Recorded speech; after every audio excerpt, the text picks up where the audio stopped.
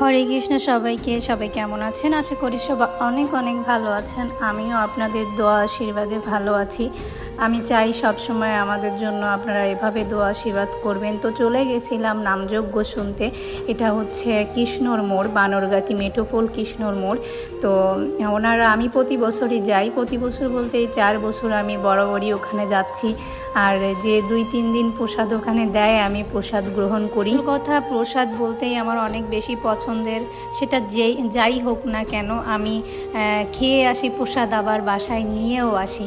হ্যাঁ, আমার এতটাই ফেভারিট আর এতটাই পছন্দ। আপনারা আমার প্রসাদ বা নামযজ্ঞর অনুষ্ঠানে দেখবেন আমার হাতে সবসময় একটা ব্যাগ থাকে। তো আমরা চলে গেছিলাম ফার্স্টে, এখানে হচ্ছে একদল মহিলা যারা গায় আর কি, তাদের গান হচ্ছিল, খুব সুন্দর গান হচ্ছিল। আর ওনাদের নামটা আমার অনেক বেশি ভালো লাগে। ওনারা খুব সুন্দর করে গায় আর কি। এই কারণে আমি ওখানে একটু বসছিলাম। আর এই সাইডে সবাই যারা ব্যবস্থাপনা করেছিল তারা সবাই এই সাইডে বসেছিল। তো আমি ভাবলাম আমি কিছুক্ষণ একটু নাম শুনবো, তারপরে হচ্ছে অন্যদিকে যাব।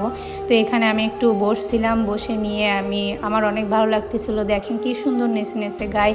আর এই সময়টা যে ফিলটা হয় সেটা কাউকে বলে বোঝানো যাবে না। আর যারা না বোঝে তাদেরকে তো একদমই বোঝানো যাবে না। আর আমার অনেক বেশি ভালো লাগে, আলাদা একটা ফিল মনে হয় আর কি। তো এখানে বসে আমি অনেকক্ষণই গান শুনছিলাম। আর ভাবলাম যে আমি আসছি যখন একটা শ্যুট করেই ফেলি, যাই হোক না কেন। আপনারা অনেক হয়তো চিনতে পারেন, আসতে পারেন। আমার তো অনেকের সঙ্গেই দেখা হয়েছিল, পরিচিত। তো যে অনেক বেশি ভালো লাগতেছিল। মাঝে মধ্যে এরকম জায়গায় সচরাচর যাওয়া হয় না, কিন্তু যখন যাই তখন অনেক বেশি ভালো লাগে মনটার ভিতরে। এরপরে কিন্তু ওখানে কিছুক্ষণ গান শোনার পরে উপরে প্রসাদ দিচ্ছে। তো আমি সেখানে চলে যাচ্ছিলাম আর কি। আমি যখন গেছিলাম তখন 8টা-9টা বাজে হয়তো বা। তো তেমন একটা ভিড় ছিল না, এর থেকে আরও একটু পরে আরও বেশি ভিড় হবে। আমি আগের বছর গেছিলাম তখন এরকম একটা অবস্থা ছিল। তো আমি এখন দেখি মোটামুটি ফাঁকা আছে, এজন্য আমি আস্তে আস্তে উপরে চলে যাচ্ছিলাম। এখানে প্রসাদ তৈরি হচ্ছিল। অনেক মানুষ প্রায় 3 দিন হচ্ছে, প্রায় না 3 দিন প্রসাদ দেয় এখানে, সবাই 3 দিন আসে। তো এখানে মোটামুটি ফাঁকা ছিল। আমি এদিকে দেখাচ্ছিলাম প্রসাদ এখানেই তৈরি হচ্ছিল, ওখানে রাখছিল। তো আমি বললাম যে এদিকে একটু শ্যুট নাও।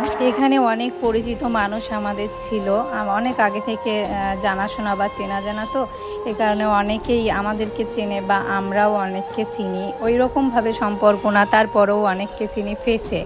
আর ওই দাদা করি সেই হিসাবে আমরা হচ্ছে চিনি। তো আমাদেরকে বলতেছিল দিদি আপনারা এই সাইডে যান, এই সাইডে বসে পড়েন। তো আমরা এখানে কিন্তু প্রসাদ পাওয়ার জন্য বসে পড়ছিলাম।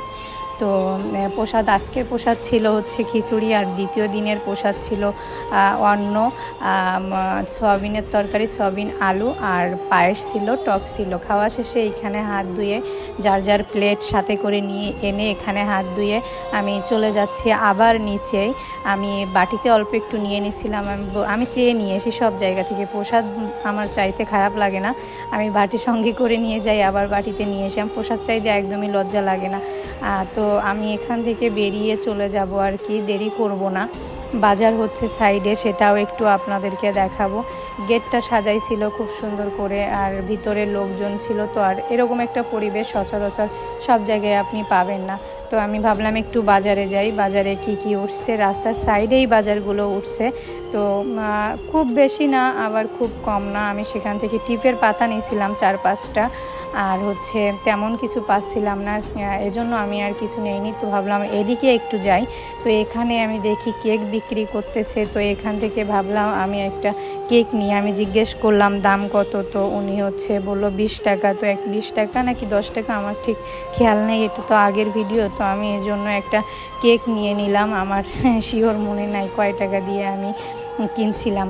তো আমার অন্য কিছু নেওয়ার আর কোনো ইচ্ছা নেই, কিন্তু আমার ওই সামনে আমি একটা বেলুন দেখছিলাম, অনেক দিন ধরে ভাবতেছিলাম একটা নিব। তো এখান থেকে আমি ওনার সঙ্গে অনেক ধরনের কথা বলতেছিলাম যে লাইট টাইট আছে কিনা বা কিছু। তো লাইট টাইট কিছুই ছিল না। তারপরে আমি যে কোনো একটা বাঁচার চেষ্টা করলাম, আর একটা এখান থেকে নিয়ে নিলাম। তো আজকের ভিডিওটা অনেক বেশি বড় হয়ে গেছে, আমি আর বাড়াবো না ভিডিওটা। তো সবাই অনেক বেশি ভালো থাকবেন, সুস্থ থাকবেন। আর এই ভিডিওটা অনেক দিন আগের, ইদানিং আমি কোনো ভিডিও মেক করতে পারতেছি না, যেহেতু আমার বাবা অসুস্থ, আমার বাসায় এনে রাখছি।